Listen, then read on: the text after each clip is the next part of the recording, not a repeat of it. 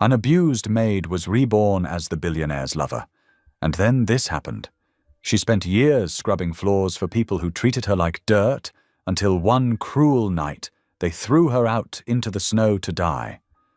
But when her heart stopped, something divine happened. She came back. Reborn? Different, stronger. Now the same woman the world stepped on walks into the mansion of a lonely billionaire, and without realizing it, changes his life forever. But when she sings a lullaby that only his dead wife used to know, everything stops. Who is she really? How does she know the song that was never meant to be heard again? And when love rises between them, and the world tries to tear it apart, can a broken maid and a broken man find redemption in each other, or will the truth destroy them both?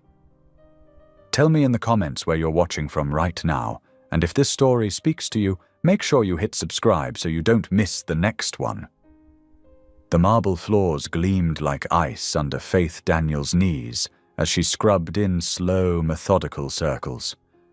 Her weathered hands, cracked from harsh cleaning chemicals, moved with practiced precision across the expensive stone.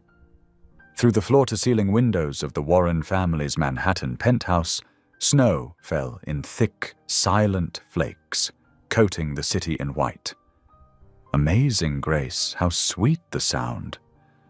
Faith hummed softly, the familiar hymn warming her spirit like a cup of hot tea on a cold morning. It was her mother's favorite, sung countless times on their small front porch back in Alabama. The memory of Mama's voice, sweet and strong, helped Faith endure another long day of cutting remarks and demanding tasks. Mrs. Warren's heels clicked sharply across the freshly cleaned floor, leaving faint marks that Faith would need to polish away later. "Faith, I expect the entire East Wing spotless before the dinner party tonight. And do try to make yourself scarce when the guests arrive. We wouldn't want to make anyone uncomfortable." "Yes, Mom," Faith replied quietly, keeping her eyes lowered. 39 years old, and still being treated like she was invisible. Or worse, like she was something unpleasant that needed to be hidden away. When the sun dipped below the city skyline, Faith's knees ached fiercely from hours of scrubbing. She yearned for her small apartment, where a worn sketchbook waited beneath her mattress. In its pages, elegant dresses bloomed like flowers, designs she'd dreamed up while folding endless loads of designer clothing. She'd learned to sew at her mama's knee, and even now, her fingers itched to create something beautiful, instead of just maintaining someone else's beauty. The dinner party was in full swing when Mrs. Warren's shrill voice cut through the evening's polite chatter. "My necklace! My diamond necklace is gone!" Faith's heart dropped to her stomach as Mrs. Warren burst into the kitchen, where she was quietly washing dishes. The woman's face was flushed, with anger, her perfectly manicured finger pointing accusingly. You were the only one in my bedroom today." "Mrs. Warren, Faith started, but the words stuck in her throat as other party guests filtered in, their faces a mix of curiosity and disdain. "Don't you dare lie to me," Mrs. Warren hissed. "That necklace was worth more than you'll make in 10 years. Where is it?" Faith's hands trembled as she dried them on her apron. "Mom, I would never steal from you. I was only doing my regular cleaning." "Search her things," Mr. Warren commanded, his voice cold and dismissive. "Call security." The next few minutes passed in a horrible blur. Faith stood, humiliated, as security guards roughly went through her small bag. Her worn Bible, her mother's Bible, was dumped onto the counter, its pages falling open to reveal the pressed flower she kept there. Her coat pockets were turned inside out. Tears burned in her eyes, but she refused to let them fall. "Nothing here, sir," one guard reported. But it didn't matter. The damage was done. Mrs. Warren's face was twisted with contempt as she spat out, "Get out! You're fired! And don't expect a reference, or your last paycheck." "Please," Faith whispered, thinking of her rent due next week. "I've worked for you for 3 years. I would never—" "Out!" Mrs. Warren screamed, making several guests jump. "Before I call the police!"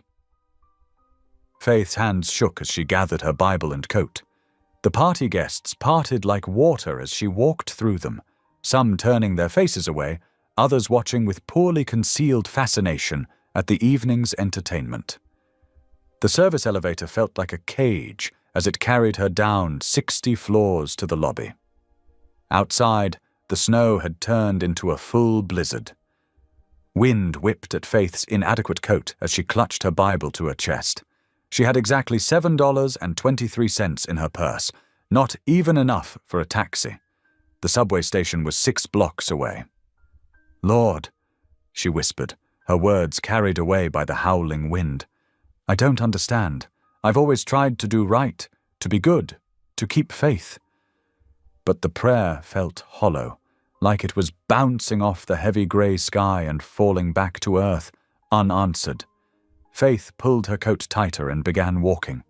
Each step felt heavier than the last, as if the weight of the Warren family's accusations was physically pressing her down. The few people still on the street hurried past, heads bent against the storm, no one noticing the woman whose world had just shattered. The hymn came back to her, unbidden, her mother's voice a ghost in her memory. "Through many dangers, toils and snares, I have already come." But for the first time in her life, Faith wasn't sure grace would be enough to see her through. The wind howled louder, drowning out even her thoughts. Snow collected on her eyelashes and melted down her cheeks, mixing with the tears she finally allowed to fall. Her feet, numb in their thin shoes, carried her forward automatically, while her mind spun with terrifying questions. How would she pay rent? Who would hire her without a reference? How had everything gone so wrong so quickly? The Bible she clutched was getting damp from the snow, its well-worn pages, her mother's legacy of faith, threatening to warp in the wetness. Faith tucked it deeper inside her coat, protecting it as best she could. It was all she had left now, that and the dreams hidden in her sketchbook, which suddenly seemed more impossible than ever. A passing car splashed through a slush puddle, soaking her legs to the knee. Faith barely felt it through the numbness that had settled over her body and soul.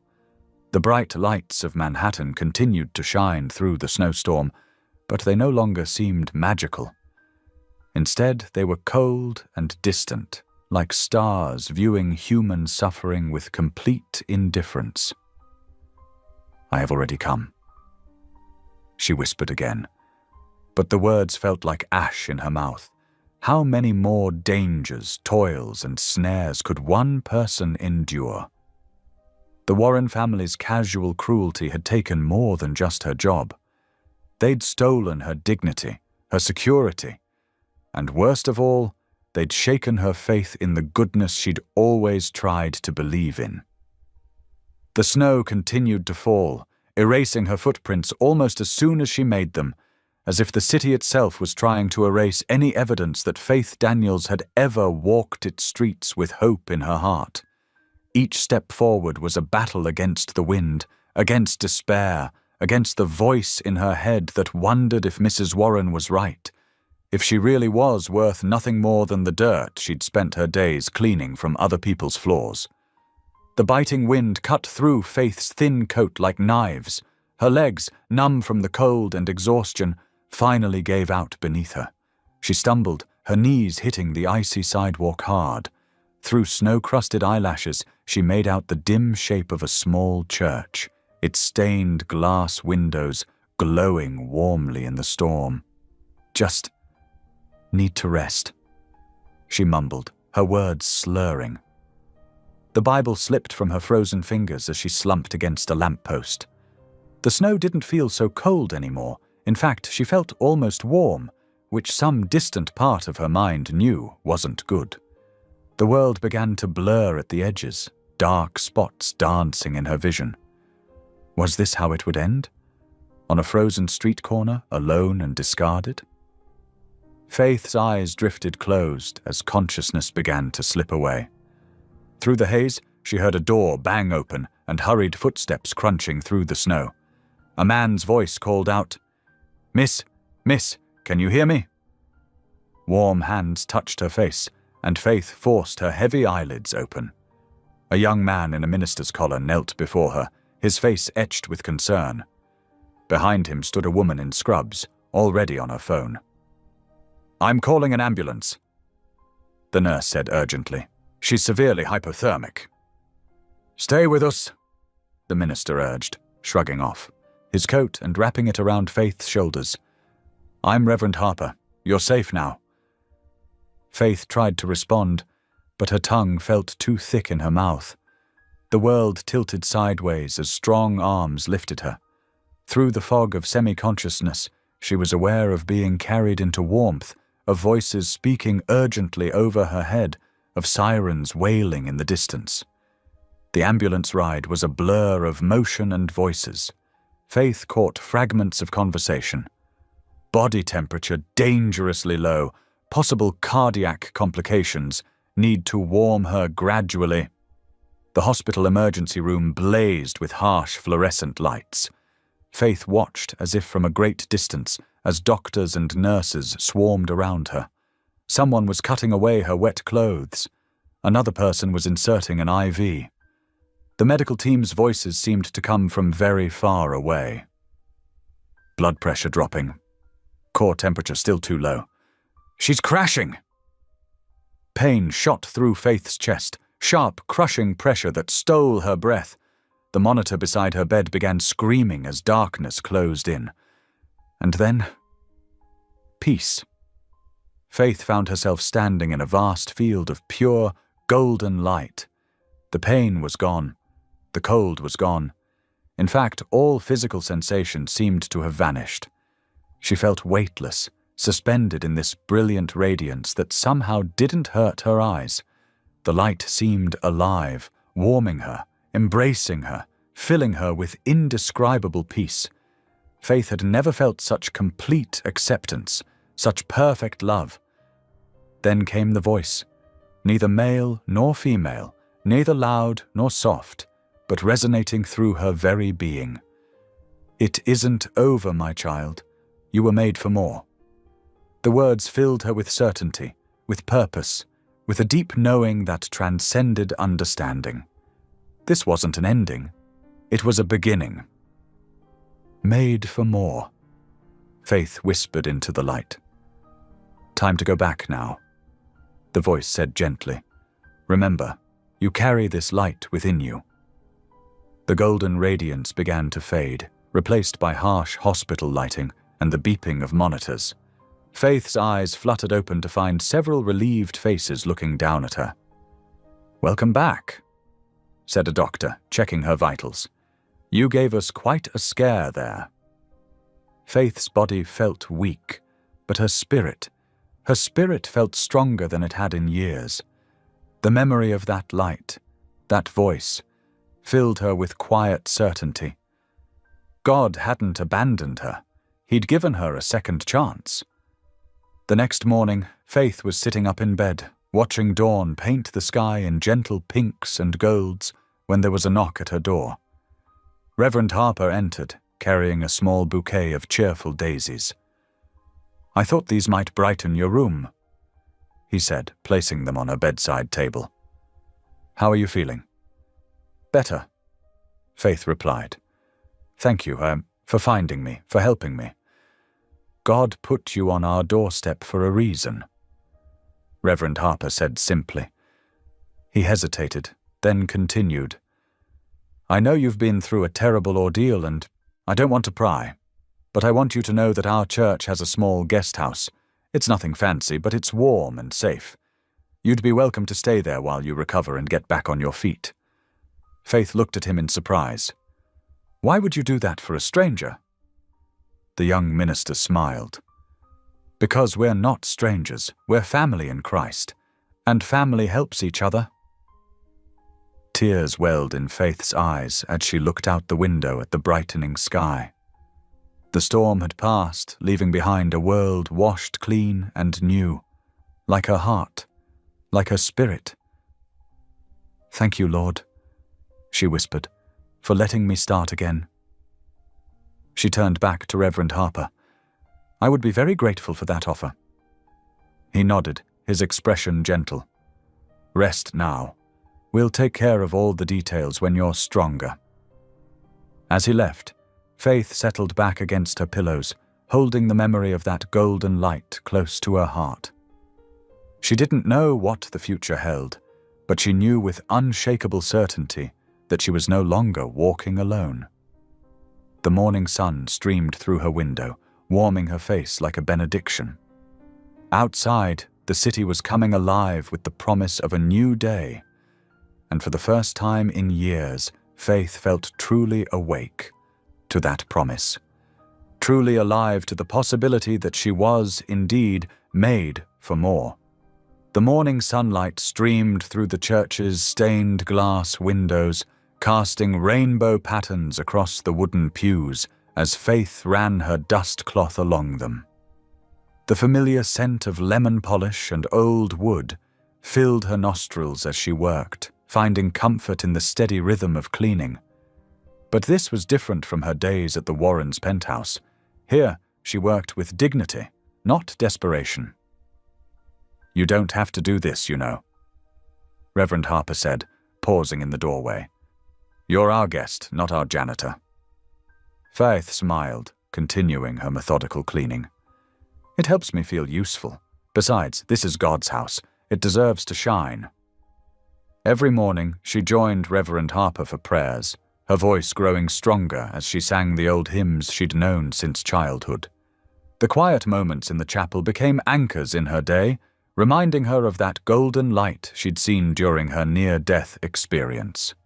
In the afternoons, Faith helped at the church's soup kitchen. She learned every regular's name, remembered their stories, and always had an encouraging word ready.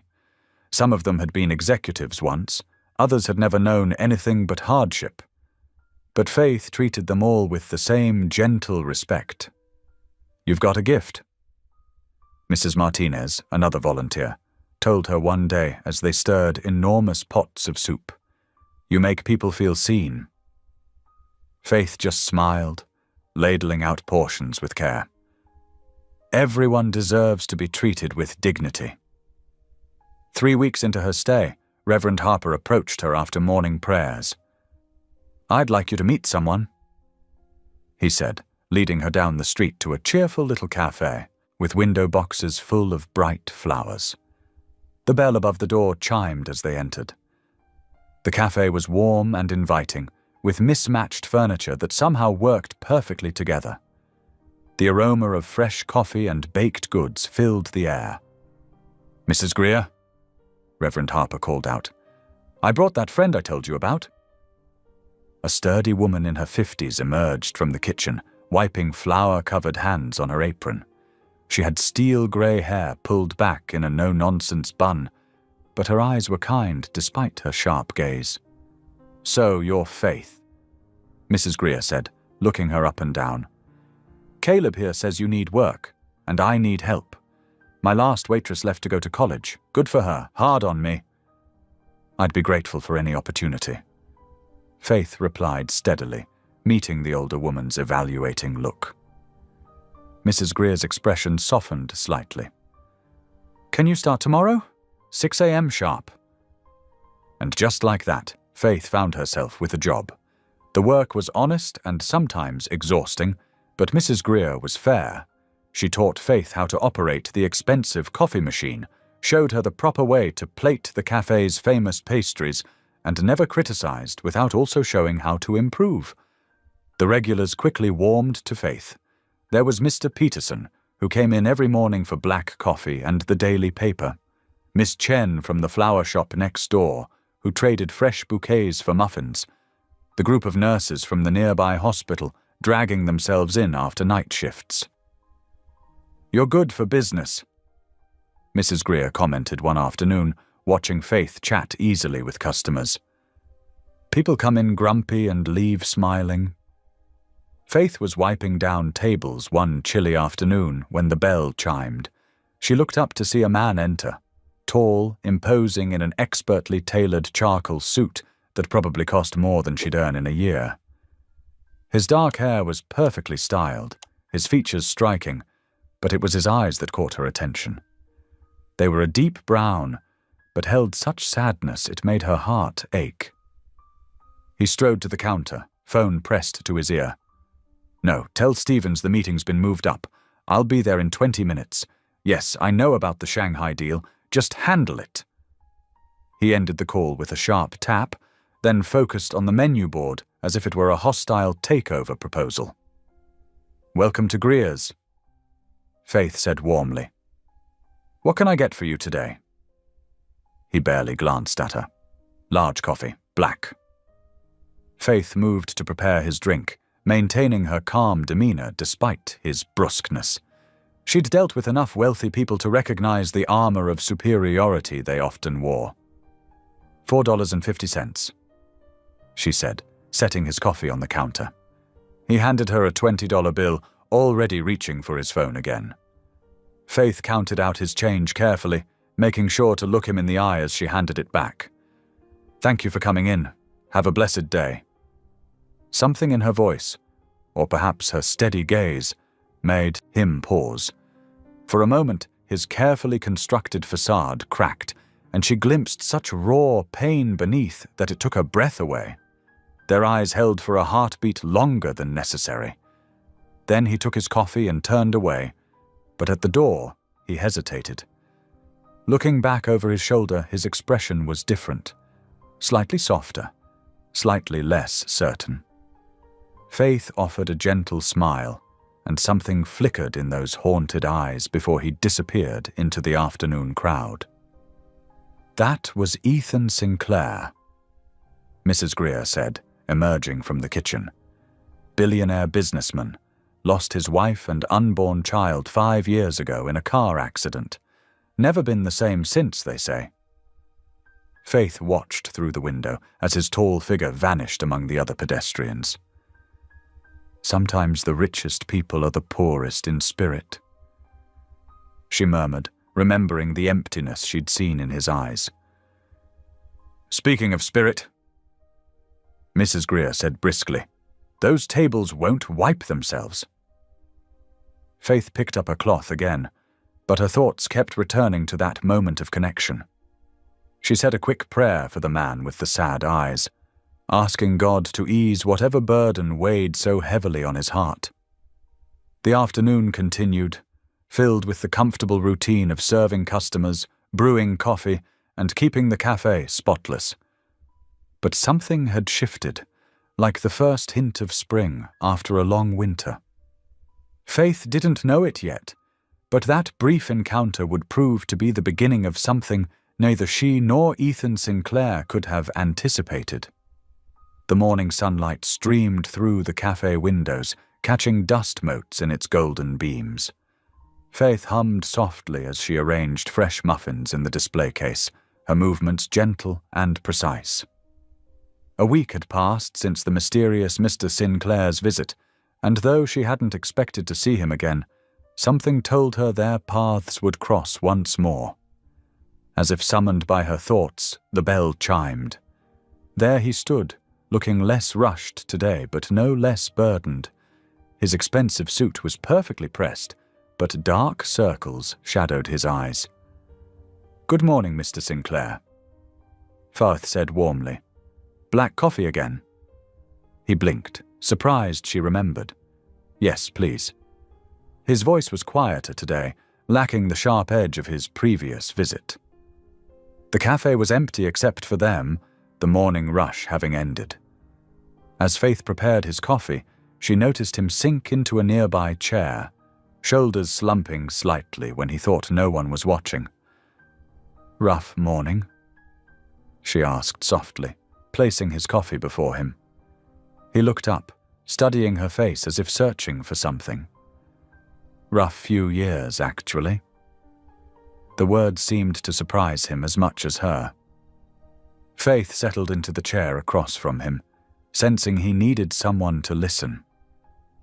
Sometimes sharing a burden makes it lighter. Ethan wrapped his hands around the warm cup. "It's my mother," he said finally. She's bedridden now, has been for months. The best medical care money can buy, but—" He trailed off, staring into his coffee. "She's lonely." Faith finished gently. "Yes." He looked up, meeting her eyes. The nurses are professional but cold. They treat her like a task to be completed, not a person. And His jaw tightened. "I'm barely there. Always another meeting, another deal." "You're doing your best," Faith said, her voice carrying that same grace that had caught his attention before. "Am I?" He laughed bitterly. "I haven't even been able to find someone who can truly care for her, someone who might—" He stopped, studying Faith with new intensity. Faith waited, feeling the weight of the moment. "The way you are with people here," he said slowly. "The kindness in your voice, your patience. Would you consider—" He straightened, businessman mode engaging. "I'd like to offer you a position as my mother's caretaker. Full benefits, excellent salary, private quarters in our home." Faith's heart skipped. The offer was unexpected, yet somehow felt like an answer to prayer. Still, memories of her last domestic position made her hesitate. "Mr. Sinclair, I appreciate the offer, but I need to be clear.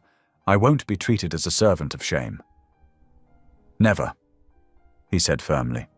"You'd be caring for the most precious person in my life. You'd be treated with utmost respect." Faith folded her hands in her lap. "May I have time to pray about it?" Something flickered in his eyes. Surprise, perhaps respect. "Of course. Take the day to think it over." That evening, Faith knelt beside her bed in the church guest house. "Lord," she whispered, "if this is your path for me, please make it clear." The answer came as a deep sense of peace, a knowing that transcended logic. The next morning, she accepted Ethan's offer. 2 days later, Faith stood before the Sinclair mansion, a small suitcase at her feet. The limestone facade soared upward, magnificent yet somehow lonely. Ethan met her at the door himself, leading her through halls lined with priceless art. "Mother's room is this way," he said, his stride slowing as they approached. "She can be direct, but she has a good heart." The bedroom was spacious and bright, with large windows overlooking a garden. In the center, propped up on pillows, sat Margaret Sinclair. Her silver hair was perfectly styled, her nightgown elegant, but it was her eyes that caught Faith's attention, sharp, intelligent, and kind. "So you're the angel my son's been talking about," Margaret said, her voice warm with amusement. "Come closer, dear. Let me see you properly." Faith approached the bed, meeting the older woman's gaze steadily. Margaret reached out, taking Faith's hand in both of hers. "Oh, yes," she said softly. "You're exactly what we need." "Mother," Ethan warned, but Margaret waved him off. "Hush, Ethan. I know quality when I see it." She smiled at Faith. "You're not just here to be my nurse, are you? You're here because God sent you." Faith felt tears prick her eyes. "I believe he did, Mrs. Sinclair." "Margaret, please. And you must be the daughter I never had." She patted the bed beside her. "Now sit and tell me everything about yourself while my son pretends he's not eavesdropping by the door." Ethan cleared his throat. "I have meetings." "Of course you do," Margaret said fondly. "Go on then. Faith and I will be fine." The day passed in a gentle rhythm of conversation and care. Faith helped Margaret with her exercises, read to her, and listened to stories about Ethan as a boy. By evening, they felt like old friends. As Faith tucked Margaret into bed that night, the older woman caught her hand again. "Thank you," she whispered, "for treating me like a person, not a patient. You are a precious child of God." Faith replied simply, "Just like me." Later, standing in her new room, spacious and comfortable, with a small sitting area and a view of the garden, Faith felt the weight of divine purpose settle in her heart. This wasn't just a job. It was a calling. She knelt beside her bed, just as she had in the church guest house. "Thank you, Lord," she whispered, "for showing me where I'm needed. Help me be your hands and heart in this place." Outside her window, the stars twinkled like promises in the vast New York sky, and for the first time in years, Faith felt truly, completely at home. Spring sunshine filtered through windows that hadn't seen light in years. Faith stood on tiptoe, pulling back heavy velvet curtains that had kept the Sinclair mansion in perpetual twilight. Dust motes danced in the golden beams, and she smiled, remembering her mama's words. "Let the light in, baby. Everything grows better in God's sunshine." The house seemed to exhale as fresh air swept through opened windows. In the kitchen, Faith hummed while stirring a pot of chicken and dumplings, the recipe passed down through generations in Alabama. The aroma drew Margaret from her bedroom for the first time in weeks. "What heavenly smell is that?" Margaret asked, gripping her walker. "Just a little something from home," Faith replied, helping her to a kitchen chair. "I thought we could use some comfort food." Day by day, the mansion's atmosphere shifted. Where silence had ruled, now gentle conversation and occasional laughter echoed. Faith brought fresh flowers from the garden, placing them in forgotten vases. She read to Margaret in the afternoons, their voices mixing with bird song through open windows. Ethan noticed the changes too. He found himself lingering over breakfast, listening to Faith and his mother discuss books or share stories. The weight that had pressed on his chest for years felt slightly lighter. One evening, while Margaret rested, Faith moved through the quiet halls with her cleaning basket. The work wasn't part of her duties, but she couldn't help herself. Caring for spaces was in her nature. As she dusted the library shelves, a familiar melody rose from her heart, and she began to sing softly. "Sleep, my child, in heaven's arms, where angels keep you safe from harm. God's love shines like morning light, guarding you through darkest night." The old gospel lullaby filled the room with its gentle comfort. Faith closed her eyes, swaying slightly as she continued the verse her mama had taught her. She didn't hear the footsteps behind her. Ethan stood in the doorway, frozen. The song pierced through years of carefully constructed walls, striking his heart with devastating accuracy. He gripped the doorframe, memories flooding back. Grace singing that same lullaby, her hand on her swollen belly, hope still bright in her eyes before everything fell apart. "Stop," he whispered hoarsely. Faith turned, startled. In the flickering candlelight from the mantel, she could see his face had gone pale. "That song," he said, his voice rough with emotion. "How do you know that song?" Faith set down her dusting cloth, something clicking into place in her mind. "I learned it from my mama," she said softly. "But I sang it that night, too. The night your wife—" Recognition dawned in his eyes. "What do you mean, that night?" Faith's heart pounded as the memories surfaced. "I was working at Mercy Hospital then, cleaning the maternity ward. They didn't let us speak to the families, but I was there when—" She paused, choosing her words carefully. "When your wife was brought in. When the baby—" Ethan staggered slightly, catching himself against a bookshelf. "You were there?" "Yes," Faith whispered. "I heard her singing that lullaby through her pain. When things got worse, I prayed in the hallway all night. They wouldn't let me help, but I couldn't leave. I remember asking about a cleaning woman," Ethan said, his voice distant. "Someone said they'd seen someone praying, but when I tried to find out who, they told us never to speak to the families." Faith explained, "To stay invisible. But I've never forgotten that night, or your wife's voice singing that lullaby Ethan sank into a leather armchair, his composure cracking. "Grace," he whispered.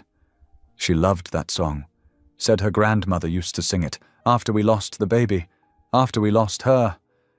I couldn't bear to hear it again. Faith moved closer, her heart aching for his pain. "I'm so sorry, Mr. Sinclair. I didn't know. How could you?" He looked up at her, really seeing her for the first time. "All these years, you were there, a witness to the worst night of my life?" "Yes," Faith said simply. "And every year since, on that date, I light a candle and say a prayer for your wife, your baby, and for you." Outside, snow began to fall, soft and silent. The library seemed suspended in time as past and present merged in the candlelight. She was so brave. Faith continued gently. Even when things got bad, she kept singing, kept loving. I've always thought that kind of love doesn't die. It just changes form. Ethan's shoulders shook as tears finally broke through years of rigid control. Faith stood, quietly, her presence steady and warm, as the man who had everything wept for all he'd lost. "I never got to thank that praying woman," he said finally, wiping his eyes. "I wanted to, needed to. Somehow, knowing someone was praying that night, it helped. God works in mysterious ways." Faith replied softly. "Maybe he knew we'd meet again when the time was right." The snow fell thicker now, blanketing the world outside in pristine white. Inside the library, two souls once separated by invisible walls of class and circumstance stood together, connected by a shared night of sorrow neither had fully healed from. "Would you—" Ethan cleared his throat. "Would you sing it again? The whole song this time?" Faith nodded, and in the candlelit library she sang the lullaby that bridged past and present, pain and healing, loss and hope. Her voice carried all the tenderness of that long-ago night, all the prayers whispered in dark hallways, all the love that refuses to die. As the last note faded, they sat in silence, watching the snow transform the world outside. Something had shifted between them, a recognition of shared humanity, of wounds carried too long alone, of grace that works in unexpected ways to bring healing when we least expect it. Neither spoke again that night, but they didn't need to. Sometimes the deepest connections form in silence, in the space between memories and moments, in the quiet acceptance of each other's pain and resilience. The snow continued to fall, and somewhere in the vastness of time and space, a lullaby echoed, connecting past and present, binding together two hearts that had once seemed worlds apart. Morning light filtered through the frost-covered windows of the Sinclair mansion. Ethan sat in his study, a cup of untouched coffee growing cold beside him. The events of the previous night replayed in his mind like an old film reel. Faith's voice, the lullaby, the flood of memories he'd kept locked away for so long. His fingers traced the edge of an old photograph on his desk. Grace smiled up at him, her eyes bright with hope, her hand resting on her pregnant belly. The image blurred as tears threatened again. A soft knock at the door drew his attention. Faith stood in the doorway, her posture hesitant but dignified. "Good morning, Mr. Sinclair. I can come back later if you'd prefer." "No, please." He gestured to the chair across from him. "Come in, Faith, and please call me Ethan." She settled into the chair, smoothing her simple grey dress. The morning light caught the silver threads in her dark hair, reminding him how much time had passed since that terrible night. "I need to know everything," he said quietly, "about what happened after we lost them. I was so lost in grief I never asked questions I should have." Far's hands folded in her lap, her voice gentle but steady. The night was chaos. Everyone running, shouting orders. I stayed as long as I could, praying. But the next day, the head nurse, Mrs. Peterson, she accused me of negligence, said I'd been in the way, that I shouldn't have been on that floor. Ethan's jaw tightened. That's not true. I remember asking about you. The praying woman. They told me you'd just stopped showing up for work. They fired me. Faith said simply. No reference, no explanation, just told me to leave and never come back. I tried to explain, but... She shrugged, a gesture that spoke of years of similar injustices. Dear God, Ethan whispered, running a hand over his face. I'm so sorry, Faith. I should have investigated, should have asked more questions. I couldn't function, couldn't think straight for months. You were grieving, Faith said softly. No one expects clear thinking in times like that. But that's no excuse. Your life was upended because I was too wrapped up in my own pain to see what was happening around me. He stood, pacing to the window. I've done that too often, hiding behind my wealth, my grief, letting others handle the messy details of life. People have been hurt because of my negligence. Faith watched him, her expression thoughtful. Maybe that's why God brought us together again, not just to heal old wounds, but to do something good with them. Ethan turned back to her, something stirring in his heart, an idea that had been dormant for too long. The Grace Foundation, he said suddenly. Pardon?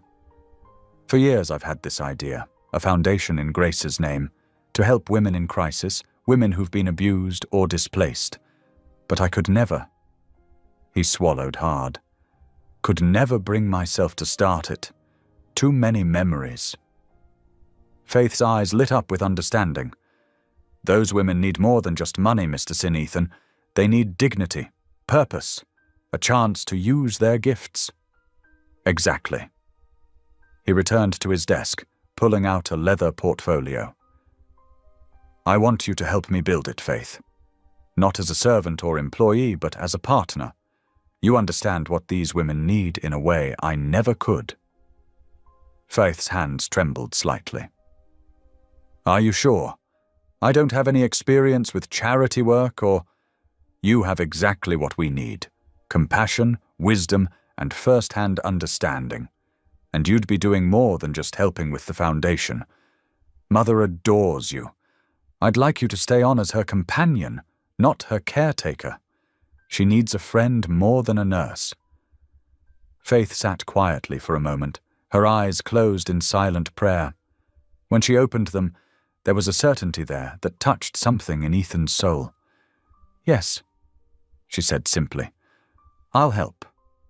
Over the next few hours, they began to plan. Ethan pulled out fresh paper, and Faith's ideas flowed freely. Job training programs, counseling services, childcare support. Her quiet confidence grew as Ethan took notes, asking questions, building on her suggestions. As afternoon faded into evening, they ordered dinner to the study. Faith spoke about her own experiences, the women she'd met over the years who needed just one chance, one person to believe in them.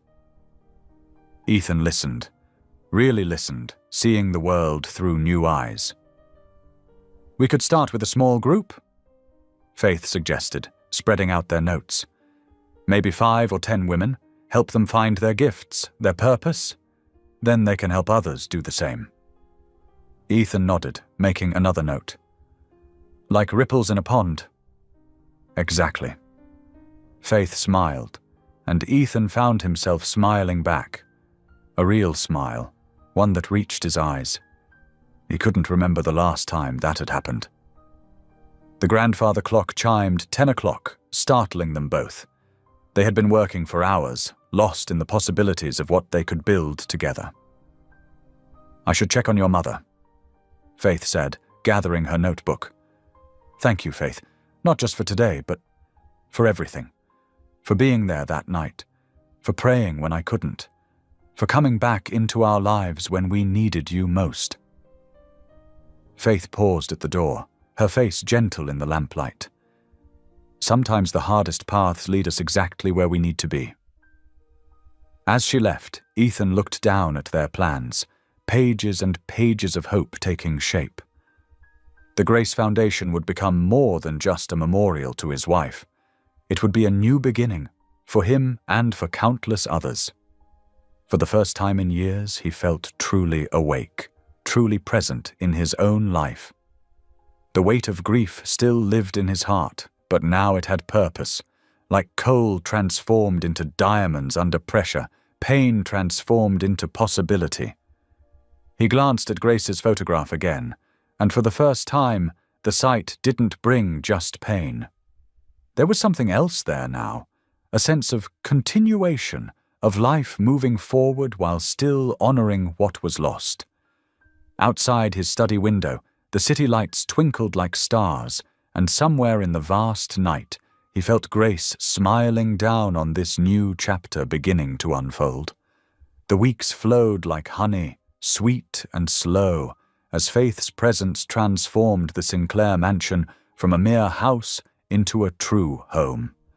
Her touch was everywhere, in the fresh flowers that now graced every windowsill, in the warm scents wafting from the kitchen, and most notably, in the handmade linens she created during quiet evenings. Faith's skilled fingers worked magic with needle and thread, crafting delicate tablecloths embroidered with morning glories and curtains that caught the light just so. Each piece told a story of care and attention, bringing life to rooms that had long felt empty. The staff meetings, once cold and formal affairs, now began with Faith's gentle suggestion of prayer. At first, some shuffled awkwardly, unused to such openness. But her sincerity won them over, and soon these gatherings became moments of genuine connection. "Lord," she would say, her voice soft but carrying to every corner, "guide our hands in service today, and help us remember that every task, no matter how small, can be an act of love." The change in the household was remarkable. Where there had once been strict hierarchies and tension, now there was warmth and cooperation. Even Mrs. Peterson, the stern housekeeper who'd initially viewed Faith with suspicion, found herself smiling more often. But perhaps Faith's most significant impact came in helping Ethan reconnect with his sister, Catherine. The rift between them had grown since Grace's death, fed by misunderstandings and unspoken grief. Faith listened as Ethan spoke of his sister one evening, hearing the pain beneath his words. She tried to help after Grace, he had explained, staring into his coffee. But I pushed her away, kept pushing until she stopped trying. Faith set her teacup down carefully. Sometimes the people who love us most are the hardest to let in when we're hurting. I wouldn't even know how to begin now, Ethan admitted. Begin with hello, Faith suggested simply. Begin with, I miss you. The next day she helped him draft a letter to Catherine. Nothing grand, just honest words about regret and hope. When Catherine responded, her joy practically leaped off the page. Within weeks, she was visiting regularly, bringing her children who filled the mansion with laughter that had been absent far too long. Margaret Sinclair bloomed under Faith's care like a flower finally finding sunlight. No longer confined to her bed, she now spent hours in the garden Faith had helped restore. Together they planted herbs and flowers, Margaret sharing stories of her younger days, while Faith listened with genuine interest. One particularly beautiful afternoon, Ethan stood at his study window, watching them below. Faith was helping his mother arrange flowers they'd just cut, both women laughing at some shared joke. The spring sunlight caught in Faith's natural curls, creating a halo effect that made his breath catch. She wore a simple cotton dress she'd made herself, its sunny yellow perfectly suited to the day. As she threw her head back in laughter at something his mother said, Ethan felt something shift in his chest, a warming of places long cold. His mother looked younger somehow, her face animated as she gestured with her flowers. Faith steadied her with gentle hands, their movements together speaking of trust and affection. This wasn't the formal care of a hired companion. This was the natural flow of love between two people who had found family in each other. Later that evening, as the sky painted itself in sunset colors, Ethan found himself walking Faith to the garden gate as he often did now. The air was sweet with jasmine, and fireflies were just beginning to rise from the grass like earth-bound stars. They walked in comfortable silence until reaching the wrought-iron gate. Faith's hand rested lightly on the metalwork, but she didn't immediately move to leave. The moment felt weighted with something unspoken. "You've brought life back to this place," Ethan said finally, his voice rough with emotion. "Not just to the house or the garden, but to all of us. To me." Faith turned to face him, her eyes reflecting the golden light. "Your mother makes it easy. She has such a beautiful spirit." "It's more than that," Ethan insisted gently. "Being around you, it feels like coming home after years of cold, like finally being able to breathe properly again." Faith's breath caught, and she looked down at her hands. "Ethan, we come from such different worlds. I'm just a simple woman who sees beauty in everything." He interrupted softly. "Who treats everyone with dignity, who brought my sister back to me, who taught me how to pray again." His hand found hers in the gathering dusk, warm and sure. Faith didn't pull away, though her fingers trembled slightly in his grip. The moment stretched between them, delicate as spun glass and just as precious. The evening air held its breath. Somewhere in the garden, a mockingbird began its evening song. Faith's pulse fluttered beneath his fingers like a captured butterfly, and Ethan found himself studying the gentle curves of her face in the fading light. They stood there, connected by joined hands and shared silence, neither willing to break the spell. It felt like standing on the edge of something vast and wonderful, like the first breath of spring after a long winter, or the first ray of sun after an endless storm. A gentle breeze stirred Faith's curls, carrying the scent of the roses she'd planted weeks ago.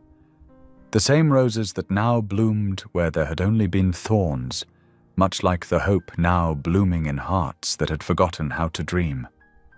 3 months passed like petals falling from summer roses. The Grace Foundation had grown from a dream into reality, with Faith and Ethan working side by side to create something beautiful from the ashes of their shared past. "You have to come to the gala," Ethan insisted one afternoon, his eyes twinkling with excitement as they reviewed donor lists in his study. "It's your vision too, these programs for displaced women, the job training, the shelter renovations. None of it would exist without you."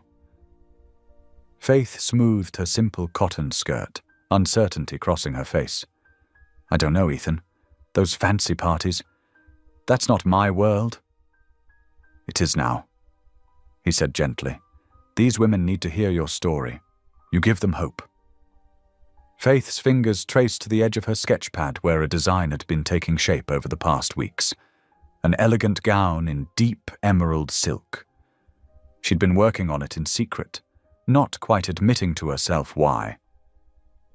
"I wouldn't even have anything suitable to wear," she protested weakly. Ethan picked up her sketchpad, admiring the flowing lines of the dress. "I think you already have the solution right here. This is beautiful, Faith." She blushed, taking back the pad. "It's just a dream. Then make it real," he encouraged. "I've seen your other work. You have a gift." Over the next weeks, Faith worked late into the nights, carefully cutting and stitching the emerald silk. Each careful stitch felt like a prayer, like she was sewing her past and future together into something new. Margaret often sat with her, offering gentle encouragement and stories about her own mother who had been a seamstress. The night of the gala arrived clear and crisp. Faith stood in her room, hardly recognizing herself in the mirror. The emerald gown flowed like water, highlighting her curves while maintaining elegance. She'd styled her natural curls into a crown of sorts, with a few tendrils framing her face.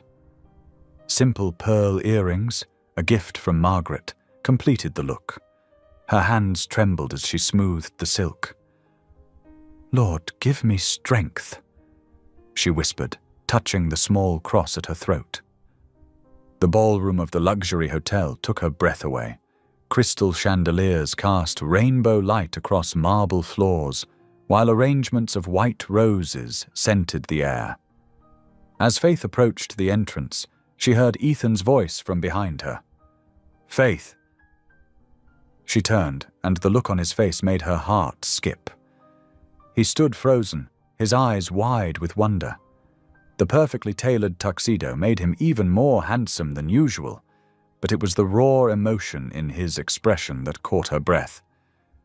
"You look—" he started, then shook his head, unable to find words. Faith smoothed her skirt nervously. "Is it too much?" "You're perfect," he said simply, extending his arm. "Shall we?" As they entered the ballroom together, whispers rippled through the crowd. Faith felt the stares but held her head high, drawing strength from Ethan's steady presence beside her. She recognized some of New York's wealthiest families, including a few who had once employed her as a maid. But tonight she wasn't here to serve, she was here as an equal. "Everyone's staring," she murmured. "Because you're radiant," Ethan replied, guiding her through the crowd. "And because they've never seen me smile like this." The evening progressed with dinner and speeches from various board members. Then it was time for Faith to address the crowd. Her heart pounded as she approached the podium, but when she looked out at the sea of faces, she saw beyond the diamonds and designer clothes to the hearts that needed touching. 3 years ago, she began, her voice trembling slightly. "I was invisible, one of the many women who clean your homes, care for your children, yet remain unseen. I worked long hours for little pay, endured mistreatment, and lost my sense of worth." The room fell silent, crystal glasses frozen halfway to lips, all eyes fixed on her. "But God had other plans," she continued, her voice growing stronger. "Through the kindness of strangers who became family, through second chances and restored faith, I learned that dignity isn't something others can take from you. It's your birthright as a child of God." She spoke of the women she'd met through their outreach work, mothers fleeing abuse, immigrants working 3 jobs, elderly women abandoned and alone. Without naming names or pointing fingers, she helped the wealthy audience see the humanity in those they'd overlooked. "The Grace Foundation isn't just about providing services," she explained. "It's about restoring dignity.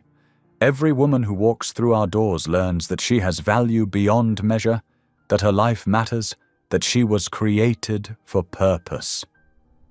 Ethan watched from the side, his eyes glistening with unshed tears and pride. Faith's voice carried through the ballroom, touching hearts that had grown cold with privilege. "Tonight, as you consider your donations, remember this. You're not just giving money. You're giving hope. You're saying to these women, you matter, you are seen, you are worthy of a second chance." When she finished, the silence held for a moment before erupting into genuine applause. Many of the women were dabbing at their eyes while their husbands reached for their checkbooks. Later, as the orchestra played softly, Ethan found Faith on the terrace getting some air. The night breeze gently stirred her dress, and starlight caught in her curls. "That was incredible," he said softly. "You moved every heart in that room." Faith smiled, still amazed at how far she'd come. "I just spoke the truth. You did more than that," Ethan said, moving closer. You taught them, taught me, what grace really looks like.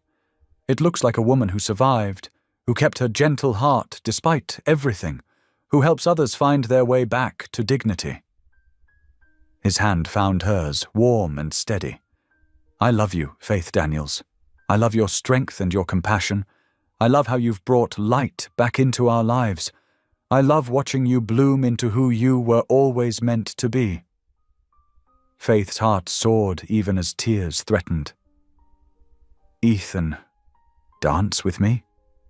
He asked softly, leading her back inside. The orchestra was playing something slow and sweet as Ethan drew her into his arms. They moved together under the sparkling chandeliers, lost in their own world. Faith laid her head against his shoulder, feeling truly at peace. Neither noticed the cameras discreetly capturing their intimate moment, nor the dark looks from certain society women who hadn't missed the way New York's most eligible widower looked at his former maid.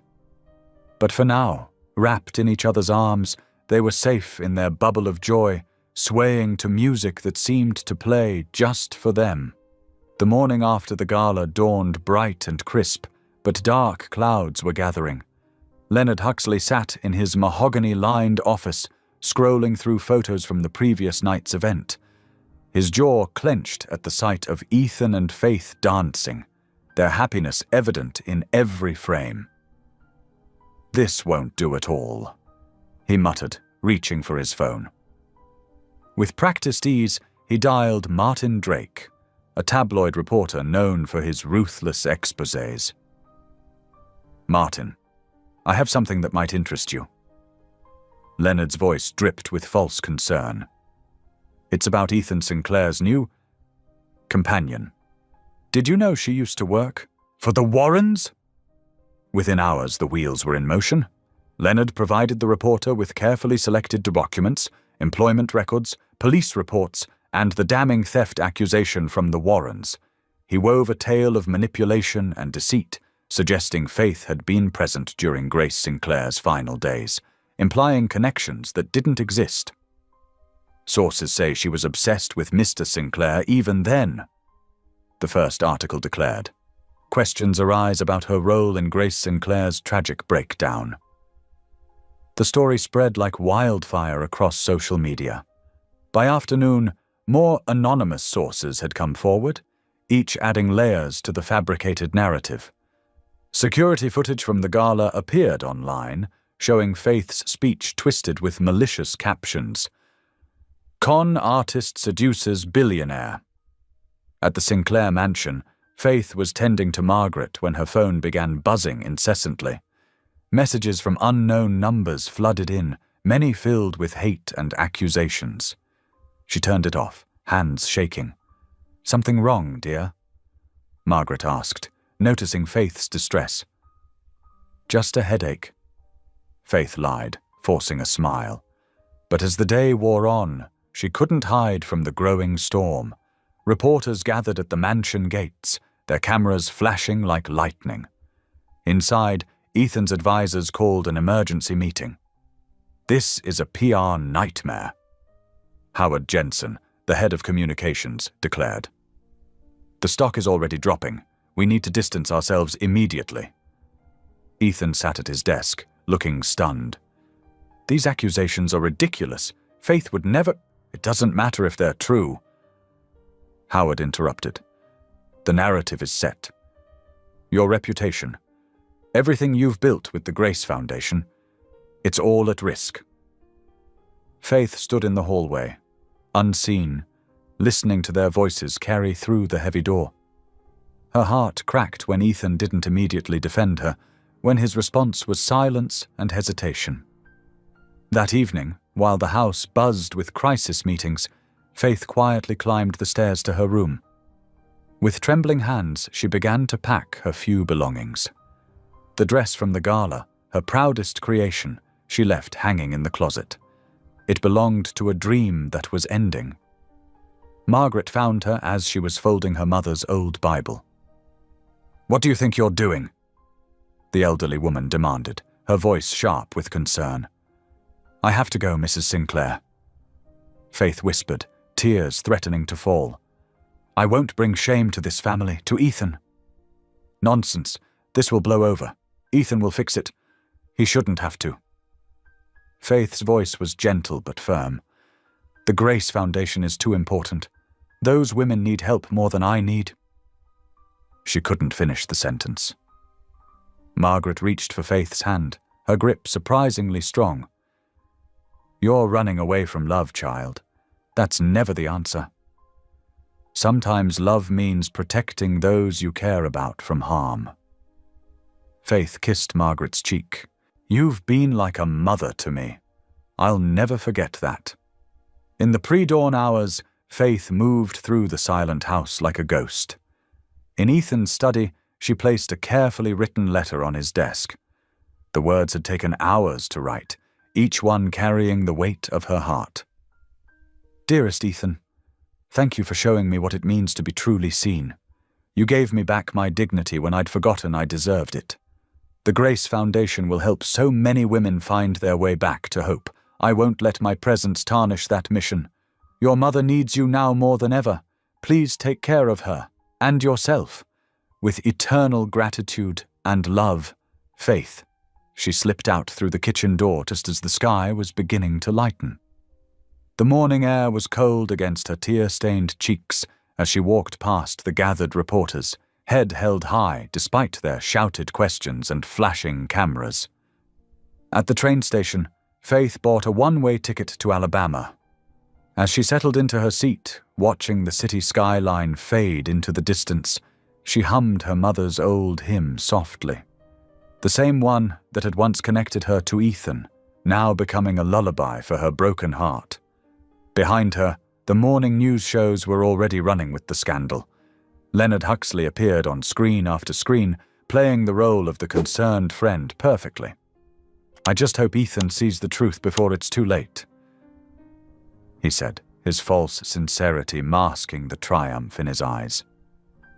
But Faith didn't see any of it. Her phone remained off, tucked away in her bag.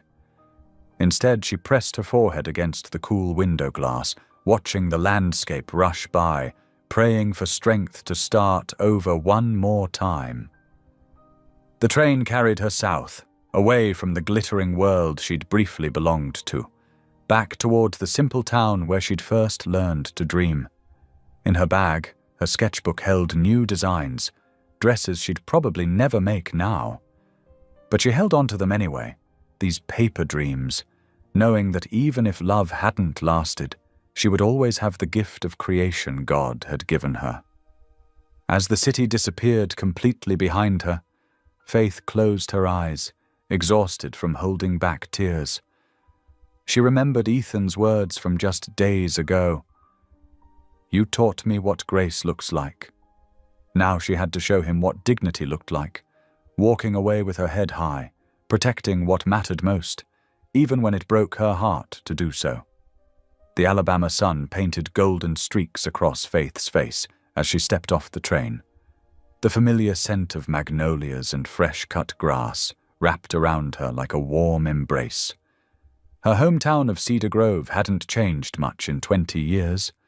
The same weathered buildings, the same rusty water tower, the same old church steeple reaching toward heaven. Mrs. Betty Johnson, her mother's oldest friend, met her at the station. The elderly woman's eyes were kind but worried as she gathered Faith into a tight hug. "Child, when you called, I couldn't believe it. Welcome home."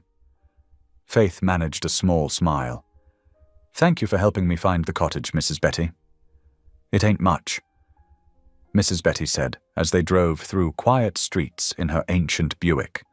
"But it's clean and peaceful, right next to Reverend Wilson's church, the same one where your mama used to sing in the choir." The cottage was indeed modest. Just 2 rooms with faded yellow walls and creaky floorboards. But the afternoon light streamed through lace curtains, and the small garden out back bloomed with wild roses. Faith set down her single suitcase and felt something inside her unknot slightly. Here she could breathe again. Over the next few weeks, Faith settled into a quiet rhythm. She cleaned the cottage from top to bottom, planted herbs in the garden, and spent long hours on the back porch with her sketchbook. The designs flowed easier here, away from the glitter and pressure of New York. One Sunday after church, Mrs. Betty mentioned that her granddaughter wanted to learn to sew. "She's got her heart set on making her own prom dress," she said. "Lord knows I can't thread a needle anymore with these old eyes." Faith's face brightened. "I could teach her," she offered. "I have my machine set up in the spare room." Word spread quickly in the small town. Soon Faith had 5 students, then 10. They gathered in her cottage 3 afternoons a week, the air filled with the whir of sewing machines and gentle laughter. Many of the women shared stories as they worked. Stories of hurt, of starting over, of finding strength they didn't know they had. "You're doing more than teaching sewing," Reverend Wilson told her one day. "You're healing hearts." The idea grew naturally from there. Faith started Stitches of Hope, a program combining sewing lessons with support groups for women who'd survived abuse. The local church offered space for larger gatherings, and a grant from a regional women's foundation provided supplies. "See how God works," Mrs. Betty said, watching Faith teach a young woman how to hem a skirt. "He brought you home to help others find their way." But at night, when the house was quiet, memories of New York would surface like waves. Faith would find herself remembering the way Ethan's eyes crinkled when he smiled, how his hand felt holding hers during their dance at the gala. She'd dream of Margaret's warm hugs and the peaceful gardens of the Sinclair estate. Sometimes, unable to sleep, she'd turn on her small TV and catch glimpses of news about Ethan. The reports weren't good. The scandal had scared away major investors.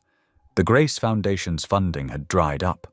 There were whispers of lawsuits and board members jumping ship. One particularly sleepless night, Faith pulled out her phone and looked up recent photos. Ethan looked tired, the light gone from his eyes as he pushed through crowds of reporters. Her heart ached to reach out, to tell him she was sorry for leaving so abruptly. But she knew she'd made the right choice. His world was too big, too complicated for someone like her. Meanwhile, in New York, Ethan Sinclair sat alone in his study, staring at Faith's letter. The paper had grown soft from handling, the ink slightly smudged where his fingers had traced her words again and again. His mother hadn't spoken to him for weeks after Faith left. "You let fear win," she'd said, "just like you did after Grace died." He'd thrown himself into damage control, trying to save his company. But nothing felt right anymore. The halls echoed with emptiness. Board meetings felt hollow.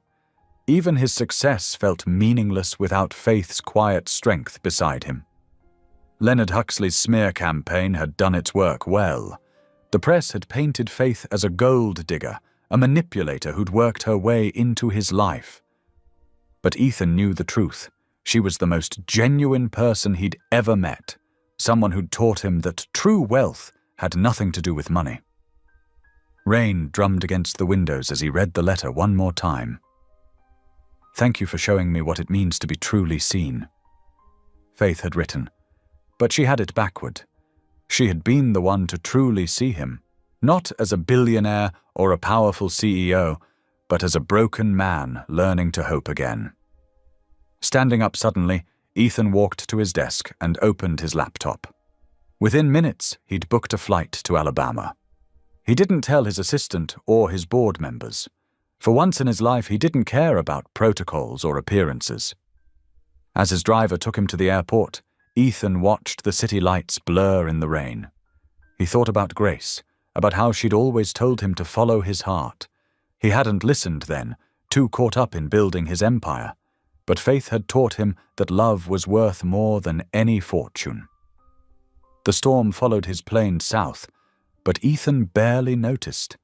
In his mind, he was already rehearsing what he would say to Faith.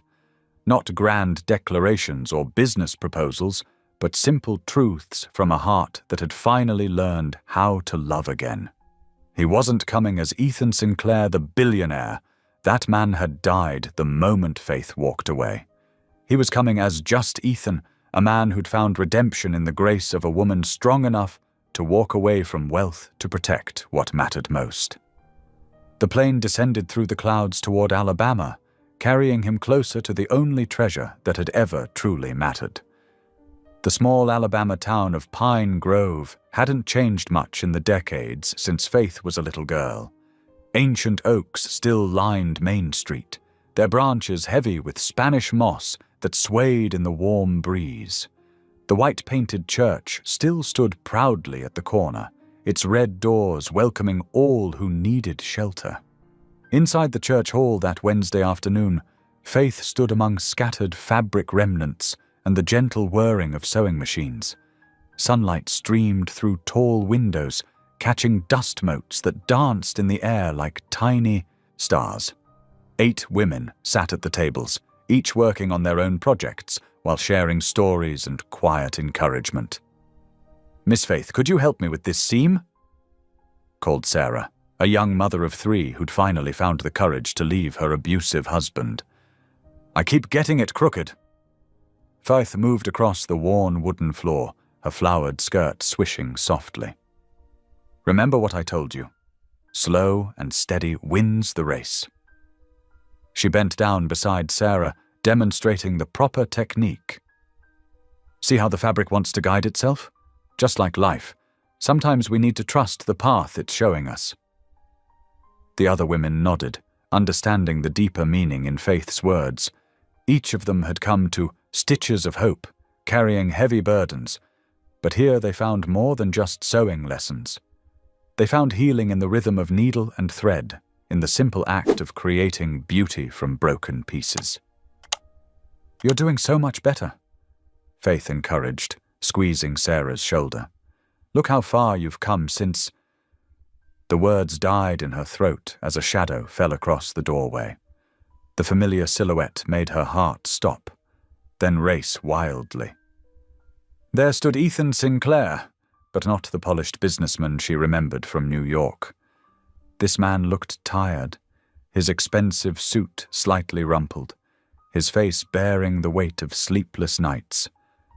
The room fell silent. The sewing machines stopped their humming. Faith's hands trembled as she straightened up, barely breathing. Ethan's eyes found hers across the sunlit space, and the world seemed to pause. Gone was the commanding presence of the billionaire CEO. Instead, there was something raw and vulnerable in his gaze, something that spoke of long nights and harder choices. "Faith," he said softly, his voice carrying in the hushed room. "Could we talk?" The women exchanged knowing looks. They'd heard pieces of Faith's story over the months, though she'd never mentioned names or specifics, but they recognized the weight of the moment. "Go on," Mrs. Betty whispered, patting Faith's hand. "We'll finish up here." Faith nodded, unable to speak. Her feet carried her across the floor as if in a dream. Ethan stepped back, holding the red door open for her. The familiar gesture, so gracious and gentle, made her heart ache. They walked in silence across the church lawn, where an ancient oak spread its protective branches. The same tree where Faith had played as a child, where she'd sought shelter during storms both literal and emotional.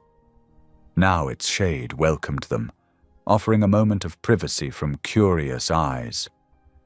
Faith wrapped her arms around herself, though the afternoon was warm. "Why are you here, Ethan?" Instead of answering immediately, Ethan did something that took her breath away. He knelt in the dirt, not caring about his expensive suit or what anyone might think.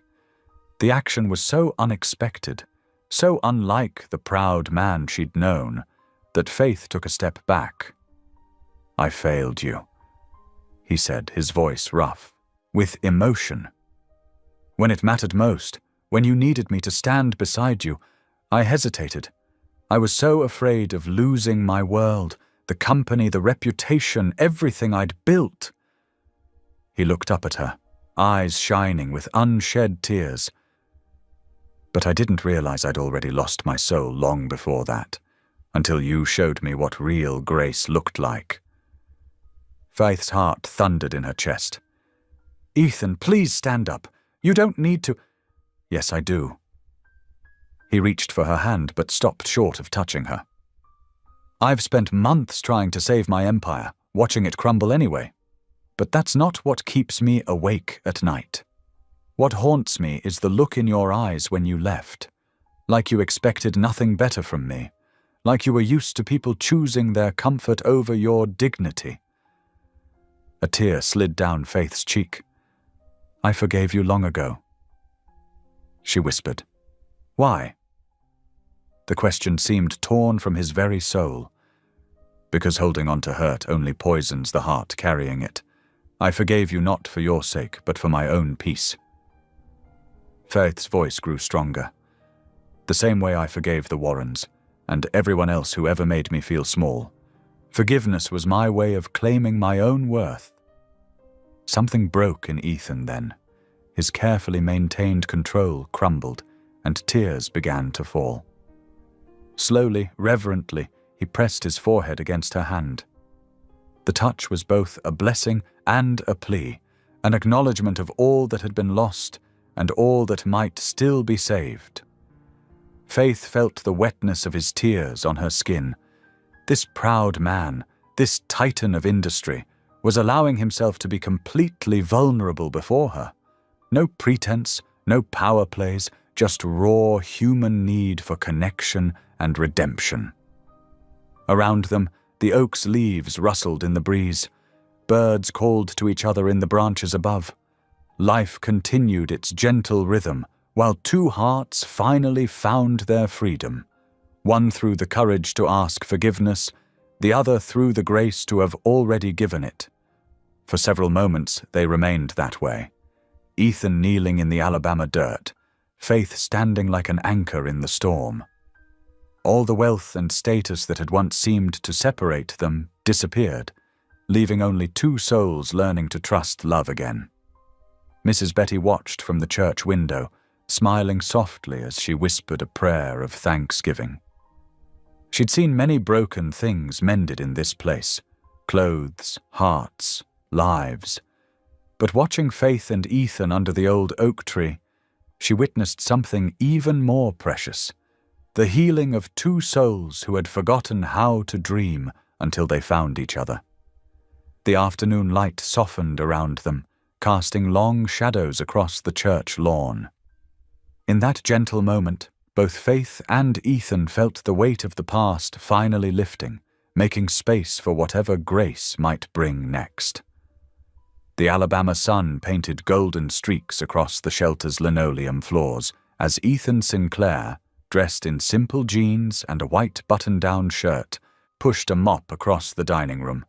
His sleeves were rolled up, revealing strong forearms unused to manual labor. Sweat dampened his collar, but his movements were careful, methodical, as if each stroke could wash away years of pride. From the kitchen doorway, Faith watched him work. She remembered countless hours spent cleaning other people's floors, how invisible she'd felt. Now here was a man worth billions, choosing to be visible in the humblest way possible. He's been at it for 3 hours straight, whispered Maria, one of the shelter residents. Never seen anything like it. Faith nodded, her heart full. Sometimes the strongest changes start with the smallest acts. Throughout the week, Ethan threw himself into every task, serving breakfast, washing mountains of dishes, fixing leaky faucets. The women at the shelter watched him with a mixture of curiosity and growing respect.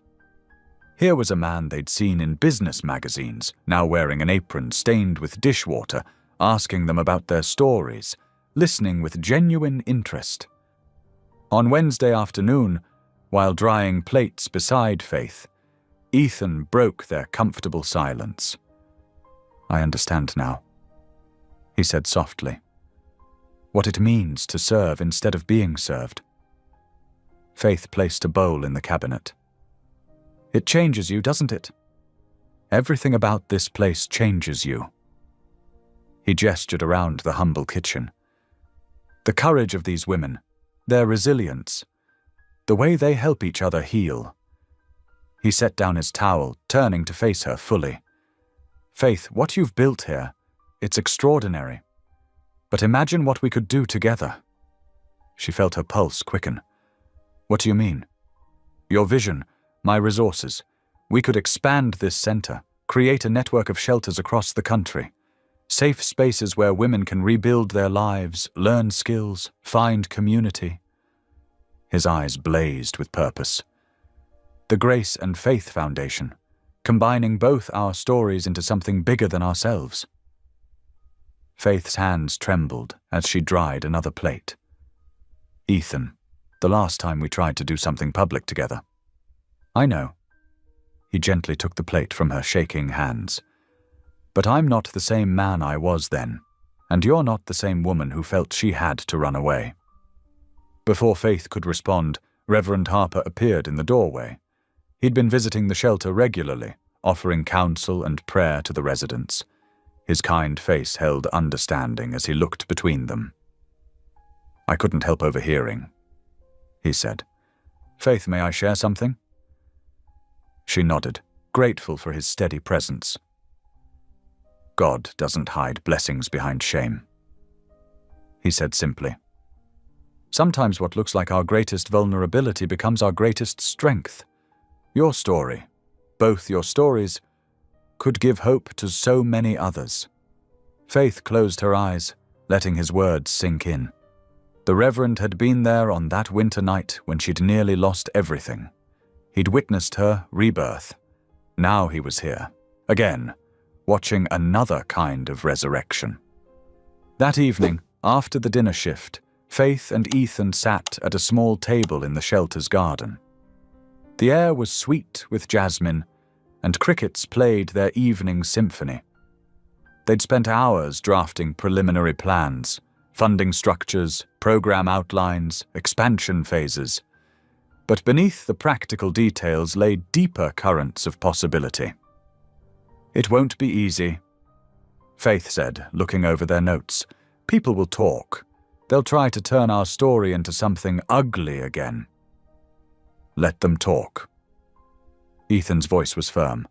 I'm not hiding anymore, and I won't let anyone shame what we're building. Faith studied his face in the fading light. The hard edges of the businessman had softened, replaced by something more genuine, more human. She saw traces of grief still there, but also hope, like spring pushing through winter soil. Faith, he said quietly, I know I have no right to ask this, but I need to know. He took a deep breath. Could you ever love me again? After everything? The question hung in the warm evening air. Faith thought of all the paths that had led them here, from marble hallways to humble shelter floors, from shame to dignity, from brokenness to healing. She thought of the lullaby that had first connected them, of grace that came full circle. I never stopped loving you, Ethan, she answered softly.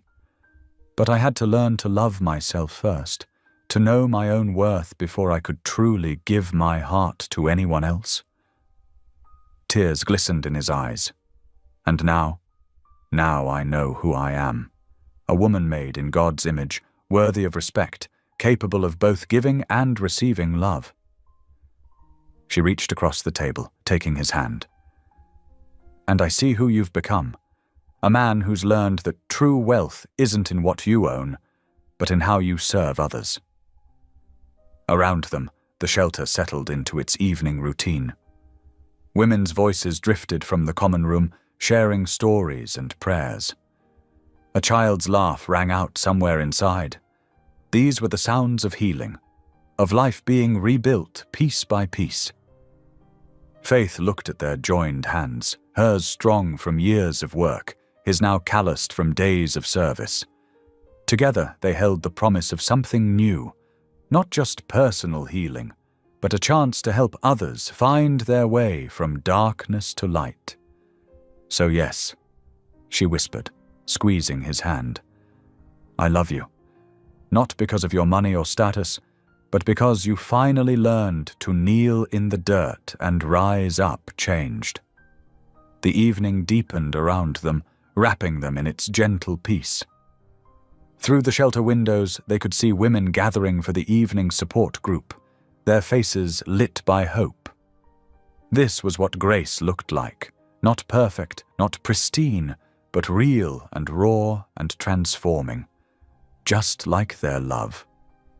The Alabama spring painted the landscape in vibrant hues of green and gold. Wildflowers dotted the church lawn like scattered jewels. Daisies, black-eyed Susans, and purple coneflowers swaying in the gentle breeze. The small white church, a beacon of hope for generations, stood proudly against the azure sky. Inside, loving hands had transformed the humble sanctuary. Mason jars filled with wildflowers lined the wooden pews, their sweet fragrance mingling with the morning air. Sunlight streamed through the stained glass windows, casting rainbow patterns across the worn floorboards. In the bride's room, Faith stood before a mirror, hardly recognizing herself. Her wedding dress was a testament to redemption, crafted from hundreds of fabric scraps donated by the women she'd helped through the foundation. Each piece told a story of survival, stitched together with prayer and purpose. The bodice sparkled with tiny glass beads, while the full skirt flowed like a river of hope. She'd designed it herself, pouring all her dreams into every stitch. "You look absolutely radiant, my dear," Margaret Sinclair said, adjusting Faith's veil. The older woman's eyes glistened with tears of joy. Her own recovery had been remarkable. From bedridden to standing tall, her spirit as bright as ever. "I never thought I'd have a daughter to walk down the aisle." Faith turned to embrace her. "You've been more than a mother to me, Margaret. You saw me when I was invisible." A soft knock at the door announced Reverend Harper. "The choir's ready," he said, smiling warmly. "And Ethan. Well, let's just say I've never seen a man more nervous or more sure about anything in his life." Faith's heart fluttered. Through the window she could hear the gospel choir warming up, their harmonies rising like prayers to heaven. The same lullaby that had once marked their deepest sorrows would now herald their greatest joy. Margaret squeezed Faith's hand. "Ready, my dear?" Faith nodded, her voice steady. "I've been ready since the moment God gave me a second chance at life." The church doors opened, and the choir's voices swelled. "Amazing grace, how sweet the sound that saved a wretch like me." The congregation rose as one. Faith and Margaret began their walk down the aisle, their steps measured and graceful. The women from the shelter, now more family than clients, beamed from the pews, some wiping away tears. Each had contributed a piece of fabric to Faith's dress, their stories woven into her new beginning. Ethan stood at the altar, tall and handsome in his dark suit. But it was the look in his eyes that took Faith's breath away. Gone was the haunted businessman who'd first walked into her cafe. In his place stood a man transformed by love and humility. Tears streamed freely down his face as he watched her approach. The wooden floors creaked softly under their feet as Margaret placed Faith's hand in Ethan's. The moment felt sacred, weighted with meaning beyond words. In the front pew, some of the shelter's children giggled and waved, making Faith's heart swell with even more love. The elderly pastor, who'd known Faith since she was a child, opened his worn Bible. "Dearly beloved," he began, his voice carrying to every corner of the church.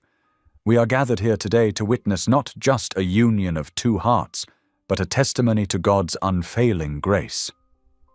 As the pastor spoke about love's redemptive power, Faith and Ethan couldn't take their eyes off each other. Every hardship, every tear, every moment of doubt had led them here. Their journey from employer and employee to equals in love stood as proof that God's plans were bigger than human prejudices. "The rings, please," the pastor called. A little girl from the shelter, wearing a dress Faith had made, stepped forward with the rings on a small white pillow. Each ring was inscribed with a single word: Grace. Ethan's hands trembled slightly as he slipped the ring onto Faith's finger. "I, Ethan Sinclair, take you, Faith Daniels, to be my wife. I promise to love you with the humility I learned from your example, to cherish you with the strength you taught me to find, and to walk beside you in service to others for all our days." Faith's voice was clear and strong as she placed his ring. "I, Faith Daniels, take you, Ethan Sinclair, to be my husband. I promise to love you with the dignity God restored to me, to support you with the faith that saved me, and to build with you a legacy of hope for others." The choir softly hummed the lullaby that had first connected their hearts, its melody now transformed from a song of loss to one of celebration. "By the power vested in me," the pastor proclaimed, "I now pronounce you husband and wife." Before he could say another word, Faith looked up, her heart overflowing with gratitude. "Thank you, Lord," she whispered, just loud enough for Ethan to hear, "for making all things new." The congregation erupted in applause and cheers. Women from the shelter threw flower petals, their faces shining with joy. Even the usually composed Reverend Harper wiped tears from his eyes as he watched the couple embrace. "That's what redemption looks like," he said to no one in particular, his voice thick with emotion. "Love strong enough to bridge any divide, grace deep enough to heal any wound." The gospel choir burst into joyous song as Faith and Ethan walked back down the aisle together. Sunlight poured through the windows, turning Faith's dress into a symphony of light, each piece of donated fabric catching the rays differently, creating a living testament to transformation. Margaret Sinclair stood proud and tall, watching her son and new daughter-in-law with tears of joy. The foundation's first branch, housed in a renovated building just down the street, stood as a promise to their community.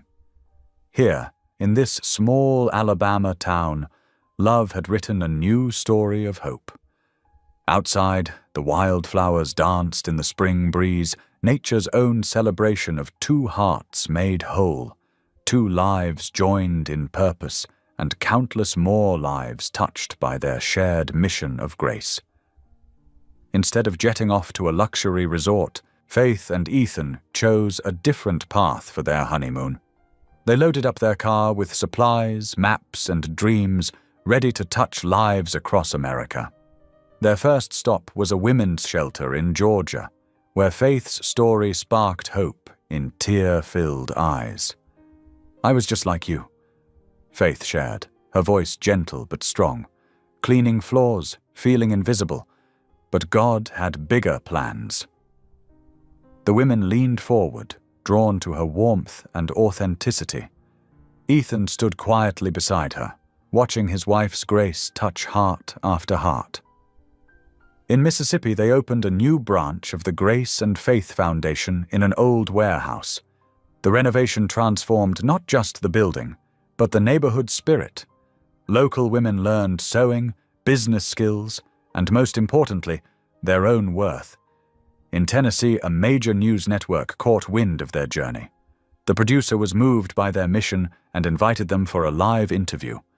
Faith sat in the makeup chair, breathing deeply, remembering all the women she'd met along the way. Their stories gave her courage. "Welcome back to Morning Light," the host began. "Today we have an extraordinary couple whose love story is changing lives across America." Under the bright studio lights, Faith spoke with quiet power.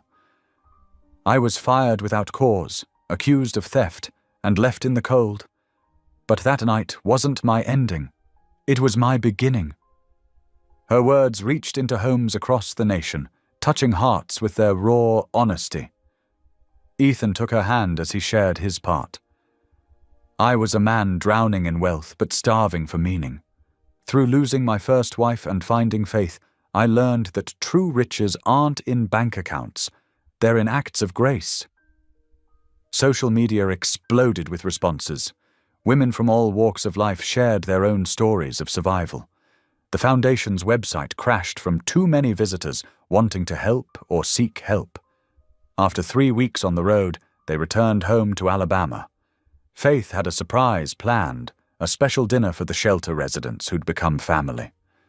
The dining room glowed with candlelight as women filed in, their children running ahead with excitement. The aroma of home-cooked Southern food filled the air. Laughter echoed off the walls as stories were shared.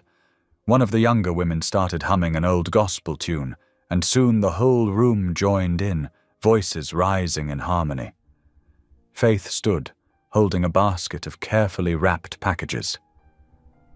Each of you has taught me something about strength, she said, her voice thick with emotion. She handed out small boxes containing dress tags she'd hand-stitched during quiet moments on their journey. The women gasped as they read the words. You are more than your pain. Some clutched the tags to their hearts, others let tears fall freely. One elderly woman who'd survived 40 years of abuse whispered, Nobody ever told me that before. Under the table, Ethan's hand found Faith's. You gave me back my heart, he whispered, his voice just for her. Faith squeezed his hand, remembering their journey from that first meeting in the cafe to this moment of shared purpose. The evening wound down with more songs, more stories, more healing.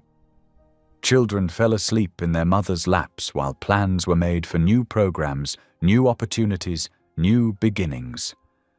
The room buzzed with hope, not the fragile kind, but the sturdy hope that comes from knowing you're not alone. As the last guests left, Faith and Ethan stood in the doorway, arms around each other. The Foundation's sign caught the moonlight, its words a promise to all who passed. Grace and faith, where new stories begin. Their honeymoon hadn't been about escape or luxury. Instead, it had been about multiplication, multiplying love, multiplying hope, multiplying chances for others to rise.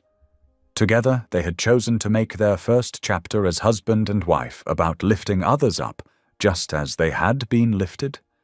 10 years had passed like a gentle river, each day carrying new blessings downstream. Faith Daniels Sinclair stood at the entrance of St. Michael's Church, her hand resting on the weathered wooden door, the same door that had opened to save her life on that snowy night so long ago. Can you believe it's been a decade? She whispered, turning to look at Ethan beside her. His once dark hair had turned a distinguished silver, matching the winter sky above them. Laugh lines creased the corners of his eyes, evidence of years filled with joy rather than sorrow. Sometimes it feels like yesterday, Ethan replied, squeezing her hand. Other times it's like I've known you forever. They stepped inside the church together, the familiar scent of polished wood and burning candles wrapping around them like an old friend's embrace.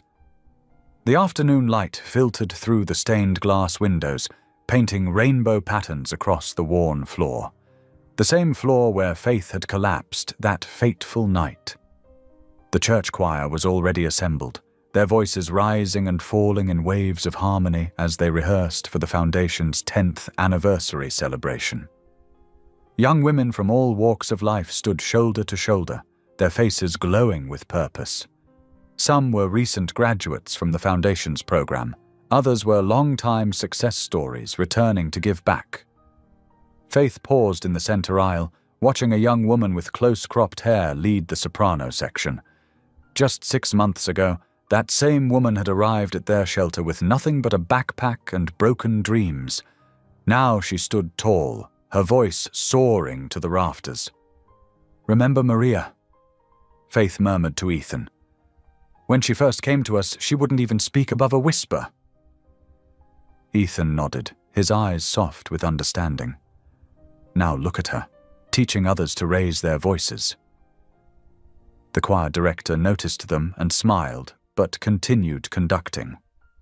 They were practicing the lullaby, the same song that had once echoed through both sorrow and joy in their lives. The melody wrapped around Faith's heart like a warm embrace. Faith found herself walking slowly toward the altar, memories flooding back with each step. Here was where Reverend Harper had found her. There was where she'd awakened in that field of light, hearing God's promise that she was made for more. Every inch of this sanctuary held pieces of her story. The foundation had grown beyond their wildest dreams over the past decade. What started as a small shelter in Alabama had blossomed into a nationwide network of hope. Thousands of women had found their way to new beginnings through its doors. Each success story felt like a miracle, a testament to the power of love and second chances.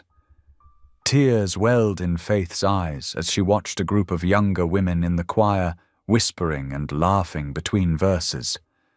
Their joy was uninhibited, natural, the kind of freedom that comes from knowing you're truly safe and valued.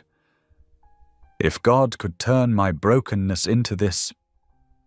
Faith's voice caught in her throat as she turned to Ethan. "There's hope for anyone." Ethan's eyes glistened in response. Without a word, he led her to the front pew. Together they knelt in prayer, their hands intertwined just as their lives had become. The choir's voices softened to a gentle hum, the lullaby floating around them like a blessing. Faith closed her eyes, remembering the woman she'd been, exhausted, afraid, scrubbing floors in the Warren penthouse. That woman could never have imagined this moment, could never have dreamed that her pain would become purpose, her shame would become strength. The candlelight flickered across their faces as they prayed, casting warm shadows that danced on the walls. In that gentle glow, Faith's face reflected not just peace, but triumph. This was more than just survival, it was resurrection. Every woman who found hope through their foundation was proof that love could indeed outshine the darkest nights. Around them, the choir's voices swelled with the final verse of the lullaby. Young and old, survivors and supporters, all joined in harmony. The sound filled every corner of the church, rising up to the heavens like incense. Faith opened her eyes and looked at her husband, seeing in his face the same wonder she felt. They had built something beautiful from the ashes of their pain. Their love story had become a beacon, showing others the way home to themselves. She was never the maid who was forgotten. She was the miracle that taught the world to believe again. The candles continued to flicker, casting their warm light over Faith and Ethan as they remained in prayer, their silhouettes merging into one shadow against the altar. Behind them, the choir's voices carried the ancient promise of hope, that even in our darkest moments, grace waits to light the way home. Around them, the church stood as it always had, a silent witness to countless stories of redemption. But perhaps none quite as powerful as the story of a maid who dared to dream again, and in doing so, helped thousands of others find their own path to dignity and love. The afternoon light continued to pour through the stained glass windows, painting Faith and Ethan in patterns of gold and rose, as if heaven itself was marking this moment. They remained there, hands clasped, hearts full, surrounded by the fruits of their shared mission, proof that love, once born from suffering, could indeed outshine even the darkest nights. Each note of the lullaby seemed to carry the whispered stories of every woman they'd helped over the past decade. Stories of courage, of renewal, of dreams reborn. And at the center of it all knelt Faith and Ethan, their love story a testament to the power of grace to transform lives. In this sacred space where her journey had begun 10 years ago, Faith felt the full circle of God's faithfulness. She wasn't just someone who had survived, she had become living proof that miracles still happened, that broken things could be made beautiful, that forgotten maids could become builders of dreams. The choir's voices gradually softened to a whisper, the lullaby ending as gently as a mother's good-night kiss. But the echoes of hope it carried would continue to resonate, touching lives far beyond these church walls for generations to come. Thank you for being here. If something in this story stayed with you, I'd love to see you again. Subscribe, and tomorrow I'll bring you another story crafted with heart.